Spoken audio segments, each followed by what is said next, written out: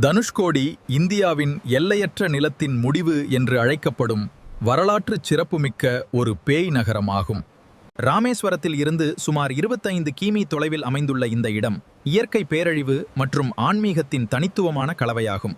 இரு கடல்களின் சங்கமம், வங்காள விரிகுடா மற்றும் இந்திய பெருங்கடல் ஆகிய இரண்டு கடல்களும் சந்திக்கும் மிகச்சிறிய கடற்கரை முனையாகும். வலதுபுறம் அமைதியான நீல நிறமும் இடதுபுறம் ஆர்ப்பரிக்கும் அலைகளையும் காணலாம். வரலாற்று இடிபாடுகள் 1964ஆம் ஆண்டு ஏற்பட்ட கோரமான புயலில் இந்த நகரம் முழுமையாக அழிந்தது. தற்போது சிதைவடைந்த தேவாலயம், தபால் நிலையம் மற்றும் ரயில் நிலையத்தின் எஞ்சிய பகுதிகள் மட்டுமே வரலாற்றின் சாட்சியாக உள்ளன.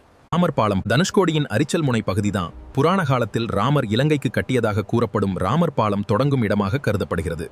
குறுகிய நிலப்பகுதி இந்தியாவின் மிகச்சிறிய நில எல்லைகளில் ஒன்றாக வெறும் 50 மீட்டர் அகலத்தில் கடல் நடுவே அமைந்துள்ள ஒரு விசித்திரமான புவியியல் அமைப்பை கொண்டுள்ளது. ராமாயண தொடர்பு தனுஷ் என்றால் வில், கோடி என்றால் முனை. இலங்கைக்கு செல்வதற்காக ராமர் தனது வில்லின் முனையால் பாலம் அமைக்க அடையாளமிட்ட இடமாக இது கருதப்படுகிறது. இலங்கை எல்லை தனுஷ்கோடி இந்தியாவின் மிக குறைந்த தொலைவில் உள்ள எல்லைப் பகுதியாகும். இங்கிருந்து இலங்கையின் தலைமன்னார் பகுதி வெறும் 15 கிமீ தொலைவிலேயே உள்ளது. அருமையான சாலை பயணம். ராமேஸ்வரத்திலிருந்து தனுஷ்கோடி செல்லும் வழித்தடம் இருபுறமும் கடலையும் நடுவே நீண்ட மணல் திட்டுகளையும் கொண்டுள்ளது. இந்த தனுஷ்கோடி கடற்கரை சாலை பயணம் உலகெங்கிலும் உள்ள பயணிகளால் பெரிதும் விரும்பப்படுகிறது. இந்த வீடியோ பிடிச்சிருந்தா லைக் பண்ணுங்க ஃப்ரெண்ட்ஸ், சப்ஸ்கிரைப் பண்ணுங்க ஃப்ரெண்ட்ஸ். தேங்க்யூ.